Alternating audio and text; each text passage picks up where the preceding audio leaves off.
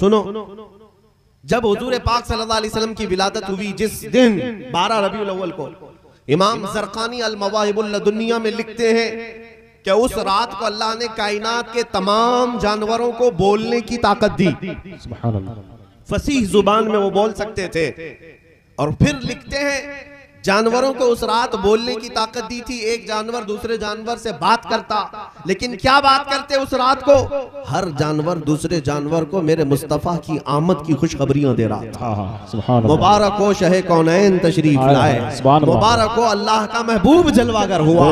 हर जानवर दूसरे जानवर को मुबारकबादी दे रहा था।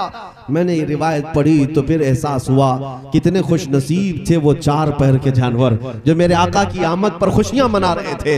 इस 2 पैर के गलीज जानवर से तो वो अफजल थे।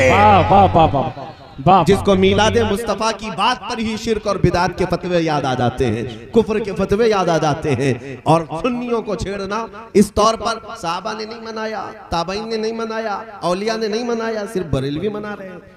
ये सारी चीजें, इसका भी मैं जवाब आपके सामने रखूं। ये सवाल कि मक्का में हुजूर पैदा हुए, लेकिन मक्का में कभी हुजूर की मिलाद नहीं मनाई गई थी। जिस साल हुजूर पैदा हुए उस साल तो कोई हुजूर का आने का जश्न नहीं मनाया गया था। ये पट्टी पढ़ाते हैं, उनसे पूछो मियाँ जब हुजूर पैदा हुए थे तो मक्का में काफिर थे कि ईमान वाले थे?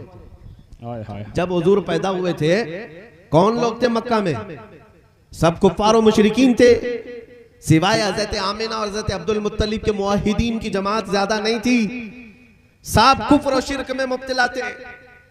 तो तुम ये दलील देते हो कि हुजूर जब पैदा हुए कोई खुशियां उस तरफ नहीं मना रहा था। अरे मियाँ उस वक्त तो कुफ्फार और मुशरिकीन थे। अगर तुम्हारा भी ताल्लुक उन्हीं से है तो हमें कोई बात नहीं, कोई एतराज की बात नहीं। तुम्हारी रिश्तेदारी भी अगर उन्हीं लोगों से है जो मक्का के बुत परस्त थे तो हम आपसे कोई गिला नहीं करते।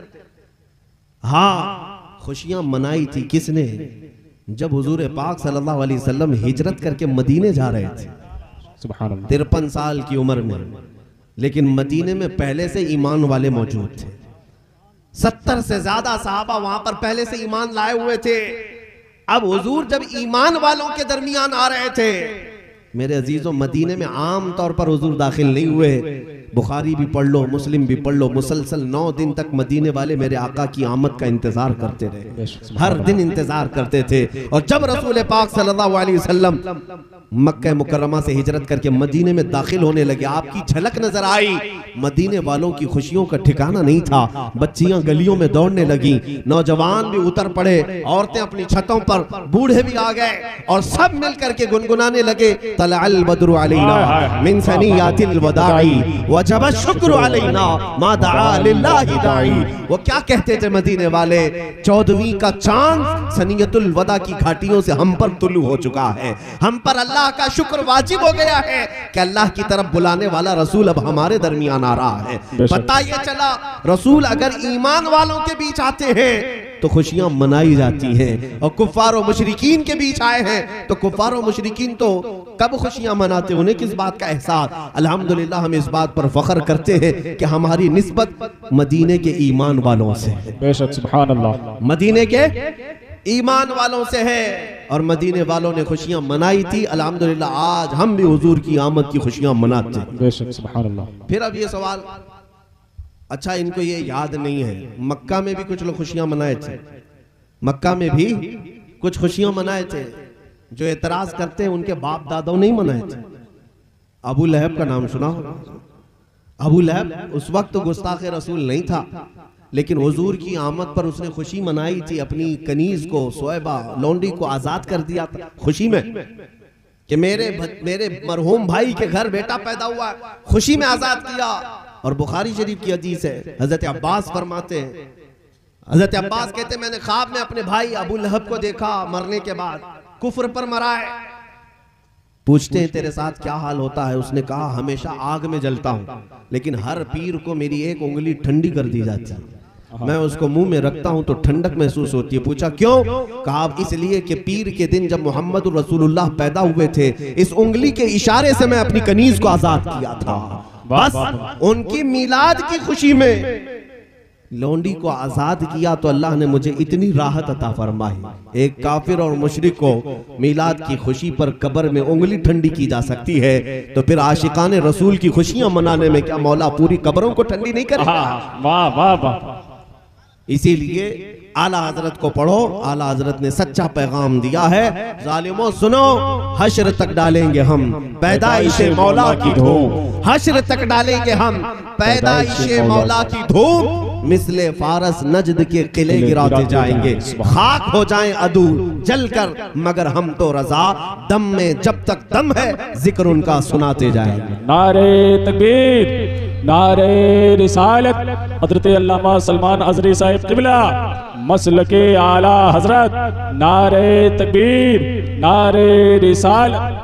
हालांकि हदीसों में यह भी मिलता है कि जब रसूल पाक सल्लल्लाहु तआला अलैहि वसल्लम की विलादत की रात आई, हजरत आमिना खुद फरमाती हैं कि एक बदली छाई और मेरे घर की तरफ आने लगी, एक अबर, और फिर मैंने गौर किया तो उस बदली में, उस अबर में घोड़ों के हिनहिनाने की आवाज, और उसके बाद फिर मैंने कान तवज्जो के साथ उस तरफ लगाए तो सुना वो फरिश्तों की जमात थी जो मेरे घर की तरफ आ रही थी, और हर फरिश्ता दूसरे फरिश्ते को मुबारकबादी दे रहा था कि मुबारक हो अल्लाह का महबूब जमीन पर आने वाला है।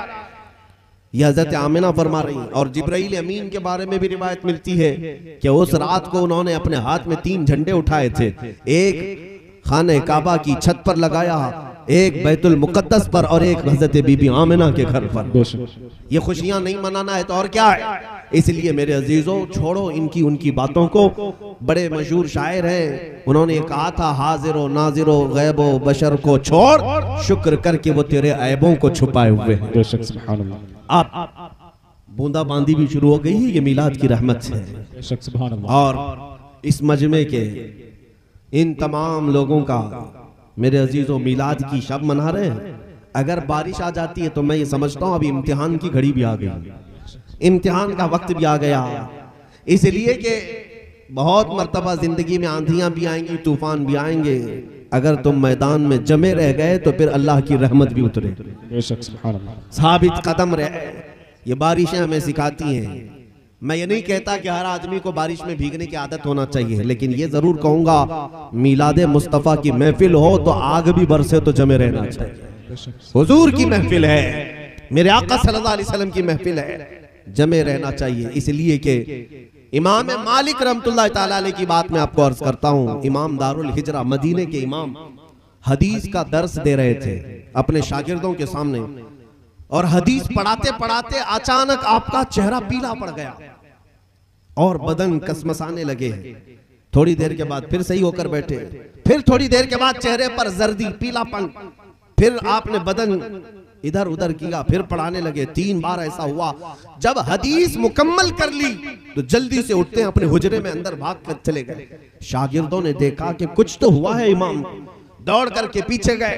इमाम मालिक ने अपना जुब्बा उठाया तो देखा पीठ पर एक बिच्छू डंक मार रहा था, बिच्छू डंक मार रहा था। बिच्छू का डंक सांप से ज्यादा खतरनाक होता है, आदमी दर्द में तड़पता है।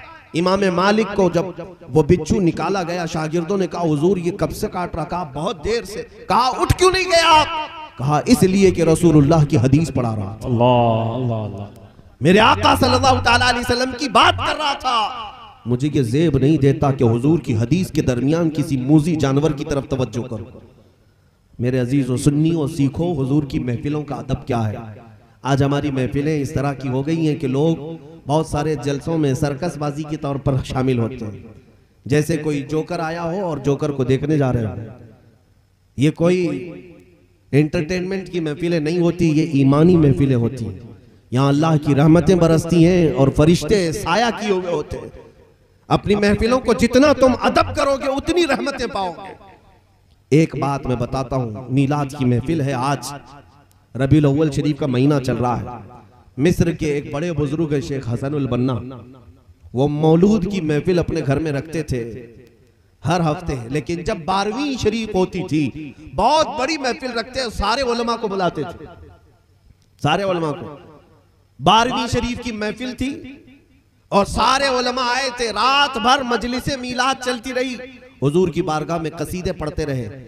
और उसके बाद जब सुबह सादिक का वक्त होता है तो सारे उलमा खड़े होकर बारगाह मुस्तफ़ा में सलाम पेश करते हैं, मिठाइयाँ तकसीम करते हैं। शेख हसनुल बन्ना के घर उस दिन सारे उलमा मशाइख सब थे, रात भर महफिल चली, मिठाइयाँ तकसीम हुई। जब फजर की नमाज का वक्त आया तो सब करीब की मस्जिद में नमाज के लिए गए। जैसे ही नमाज हुई मस्जिद से ऐलान होता है मुअज्जिन की तरफ से कि शेख हसनुल बन्ना की छोटी बेटी का इंतकाल हो चुका। नमाज जनाजा फजर की नमाज के बाद है। रात भर जिनके घर में मौलूद की महफिल चल रही थी, उसी शेख की बेटी के मौत का ऐलान। सारे बुजुर्ग चौंक गए, हम रात भर उनकी महफिल में बैठे थे, अभी अचानक बेटी का इंतकाल कैसे हो गया? और फिर अभी इतनी जल्दी से जनाजा भी रख दिया आपने। दौड़े दौड़े सब मशाइख उलमा फिर से घर आए। शेख हसनुल बन्ना से पूछा कि ये कैसे हो गया? रात भर तो आप हमारे साथ थे महफिल में, कैसे अचानक इंतकाल हुआ? शेख हसनुल बन्ना कहते हैं हकीकत में मेरी बेटी का इंतकाल मगरिब के बाद ही हो चुका था, रात को ही हो चुका था। हमने अपनी बेटी की लाश पर चादर उड़ा दी। मैंने अपनी बीवी से भी कह दिया आज मेरे मुस्तफ़ा की मौलूद की महफिल है, मेरी बेटी की मौत का गम हुजूर की आमद की खुशी पर गालिब आने ना पाए। हम हुजूर पाक की महफिल मौलूद में हैं, लिहाजा बेटी की मौत की खबर नहीं सुनानी है जब तक ये मजलिस मौलूद ना हो जाए। अल्लाह अल्लाह, सारे मशाइख उलमा रो पड़े कि हुजूर की महफिल का अदब करने के लिए अपनी बेटी की मौत तक को इन्होंने पूरे लोगों पर जाहिर होने नहीं दिया। सुबह तक ये महफिल मौलूद का अदब है मेरे अजीजों। हमारे उलमा ने ये सिखाया हमें, हमारे मशाइख ने हमें सिखाया है। लोग आज तो जलसों को और मौलूद की महफिलों को यूं ही समझते हैं, बल्कि होना ये चाहिए कि कोई एक बंदा भी बेवजू ना बैठे, बेवजू ना बैठे। मैं तो बहुत सारे जलसों को देख रहा हूं, पान खाते, गुटखा खाते, तंबाक रगड़ते, बीड़ी पीते जलसों में शरीक है। तुम क्या देखने आए हो? हम अपने जलसों के बारे में तो ये कहते हैं हम महफिलें इसलिए सजाते हैं वो आएंगे, आते होंगे, अभी आएंगे, यही सोच के हमने महफिल को सजा रखा। हमारा तो ये कहना है वो आएंगे, आते होंगे, अभी आएंगे, यही सोच के हमने महफिल को सजा रखा है। जब हमारी महफिलें हुजूर की आमद का इंतजार करती हैं तो मेरे अजीजों, मामूली आदमी के इंतजार में आप अपने कपड़े सही कर लेते हो, रसूल पाक की आमद के लिए अपने पूरे तन बदन को सही करना चाहिए। अपने जिस्म के अंदर और अपनी रूह के अंदर अदब आ जाए। हुजूर पाक सल्लल्लाहु ताला अलैहि वसल्लम की आमद का वक्त है, इसीलिए मैं महफिलों का अदब भी तुम्हें सिखा जाता हूँ। तुम सुन्नी हो, इसीलिए आला हजरत फरमाते हैं मोमिन वो है जो उनकी ताजीम पे मरे दिल से। मोमिन वो है जो उनकी ताजीम पे मरे दिल से। नजदी भी तो करता है उनकी ताजीम मरे दिल से, नजदी भी तो करता है उनकी ताजीम मरे दिल से। तुम सुन्नी हो, मोमिन हो, हुजूर की इज्जत पर मर मिटो, नबी पाक सल्लल्लाहु ताला अलैहि वसल्लम के लिए अदब रखो। हत्ता के हुजूर पाक सल्लल्लाहु ताला अलैहि वसल्लम का अदब जानवरों में भी है, जानवरों में भी है, शजर और हजर में भी है, पत्थरों में भी है। अल्लाह के हबीब सल्लल्लाहु ताला अलैहि वसल्लम के पास एक गधा जंगे खैबर में तोहफे के तौर पर पेश किया गया था। वो गधा हुजूर से गुफ्तगू करता है, हुजूर से अर्ज करता है या रसूल अल्लाह, मैं उन गधों की नस्ल में हूं कि मेरे बाप दादाओं की सब पीठ पर अंबिया ही सवारी किया करते थे। मैं उन गधों के नस्ल का आखिरी गधा हूं और आप रसूलों के सिलसिले में आखिरी रसूल हैं। वो गधा ये कहता है कि या रसूल अल्लाह, मैं एक यहूदी के कब्जे में था, मेरा मालिक एक यहूदी, लेकिन अब तक उस यहूदी को मैं अपनी पीठ पर बैठने नहीं दिया। जब भी वो बैठता मैं उसे गिरा देता था। गधा जानवर। हुजूर पाक पूछते वो तेरा मालिक था, क्यों गिरा देता? गधा कहता मेरी माँ ने मुझे वसीयत की थी कि पीठ संभाल कर रखना, इस पर सैयदुल अंबिया सवारी करे। वाह वाह। जानवरों में रसूल पाक सल्लल्लाहु अलैहि वसल्लम का अदब है, उम्मतियों में किस कदर अदब होना चाहिए। इसीलिए अल्हम्दुलिल्लाह बरेली से जिनकी निस्बत है, हुजूर का नाम आते ही वो अंगूठे भी चूम लेते हैं, और अगर हुजूर का सलाम होने लगे तो बैठे हैं तो खड़े हो जाते हैं। ये अदब है या नहीं है? अदब है या नहीं? लोग अभी तक इन्हीं एतराजात में है कि तुम खड़े होकर सलाम पढ़ते हो, ये कहां से साबित है, वो कहां से साबित है। नेताओं के लिए खड़े हो जाते हो, इसका कोई सबूत पूछते भी नहीं। हाँ, तुम्हारे लिए वो ताजीम के लायक है जो आज किसी पार्टी के नेता हैं, इसलिए कि तुम उनका फजला खाते हो और हम अपने नबी का सदका खाते हैं। बेशक। और हम अपने नबी पाक सल्लल्लाहु ताला अलैहि वसल्लम के नाम पर अदब क्यों ना करें। तुर्की में एक बुजुर्ग थे, अभी इंतकाल हुआ चंद सालों पहले, 96 साल की उम्र हो चुकी थी उनकी, 96 ईयर्स। मैंने करीब से देखा, वो अगर कुर्सी पर बैठते हैं, हुजूर पाक सल्लल्लाहु ताला अलैहि वसल्लम के मुतालिक अगर खुतबा दे रहे हैं, बयान कर रहे हैं, अगर हुजूर का नाम आ गया जुबान पर तो बैठ करके तकरीर में कभी आपका नाम नहीं लिया, खड़े हो जाया करते। अगर एक तकरीर में हुजूर अकरम सल्लल्लाहु ताला अलैहि वसल्लम का नाम 60 बार आ जाए, 60 बार वो खड़े होते। सुभान अल्लाह, सुभान अल्लाह। कभी बैठ करके नबी पाक का नाम नहीं लिया। ये अदब था। सुल्तान महमूद गजनवी का नाम सुना है? सुल्तान महमूद गजनवी ये बहुत पाए के बुजुर्ग भी हैं, अल्लाह का खौफ रखने वाले मुंसिफ और आदिल बादशाह भी हैं। इनके खास वजीर थे अयाज। अयाज अयाज के बेटे का नाम मोहम्मद था। मोहम्मद था।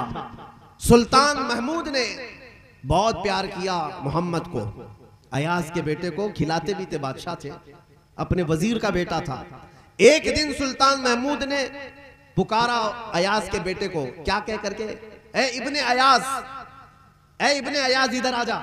नाम तो मोहम्मद है लेकिन पुकारा क्या, अयाज के बेटे इधर आजा। अयाज ने सुन लिया, हाजिर हुए, कहा कि हुजूर मेरे बेटे का नाम आपने नहीं लिया, कहीं उसने कोई गुस्ताखी तो नहीं की। जब कभी कोई किसी से नाराज होता था तो उसका नाम नहीं लेता था, उसके बाप के नाम से या किसी और के नाम से रिश्ता जोड़कर उसे बुलाया जाता था। तो अयाज ने पूछा, मेरे बेटे से कोई गलती हुई, आप उसका नाम लेकर नहीं पुकार रहे? महमूद गजनवी कहते, नहीं हरगिज नहीं, असल में तेरे बेटे का नाम इतना पाक है, मैं उस वक्त वजू से नहीं था इसलिए उसका नाम लेकर नहीं पुकारा। अल्लाह अल्लाह अल्लाह अल्लाह अल्लाह। मैं वजू से नहीं था इसलिए उसका नाम लेकर नहीं पुकारा, इब्ने अयाज कहा। इसी को अल्लामा जामी रहमतुल्लाह अलैह कहते हैं, हजार बार बुशोयम दहन ज मुश्को गुलाब, हुनूज नामे तू गुफ्तन कमाले बेअदबी। फारसी में अल्लामा अब्दुर्रहमान जामी कहते हैं, या रसूल अल्लाह, हजार बार मुश्क और गुलाब के पानी से मैं मुंह को धो लूं फिर भी तुम्हारा नाम लेना मैं बेअदबी समझता हूं। हुजूर पाक सल्लल्लाहु ताला अलैहि वसल्लम का अदब हमारे असलाफ ने हमें सिखाया है। जानते हो जुनैद बगदादी और बायजीद बुस्तामी, दो नाम सुने? जुनैद बगदादी सैयदुत ताइफा, बायजीद बुस्तामी तैफूर औलिया, औलिया इकराम के सरदारों का नाम है। ये दो नाम वो हैं जो सनद की हैसियत रखते हैं। लेकिन जानते हो जब ये मदीने तैयबा में हाजिर होते थे, हुजूर अकरम सल्लल्लाहु ताला अलैहि वसल्लम के दरबार में हाजिरी देते थे, हुजूर के रोजे के पास से जब गुजरने का वक्त आता था तो ये अपनी सांसें रोक लेते थे, अपनी सांसें रोक लेते थे। अदब का हेस्त ज़ेरे आसमां आज़ार नाजुकतर, नफस गुम करदा मी आयत जुनैदो बायजीदी जा। फारसी में कहा गया है, ये दोनों औलिया इकराम जब हुजूर के दरबार में आते थे तो सांस रोक लेते थे। पूछो क्यों? ये कहते थे कि हमारी निकलने वाली सांसों की आवाज से मेरे आका के रोजे की बेअदबी ना होने पाए। वो अदब हमें सिखाया है। अल्हम्दुलिल्लाह ये जमात अदब वालों की जमात।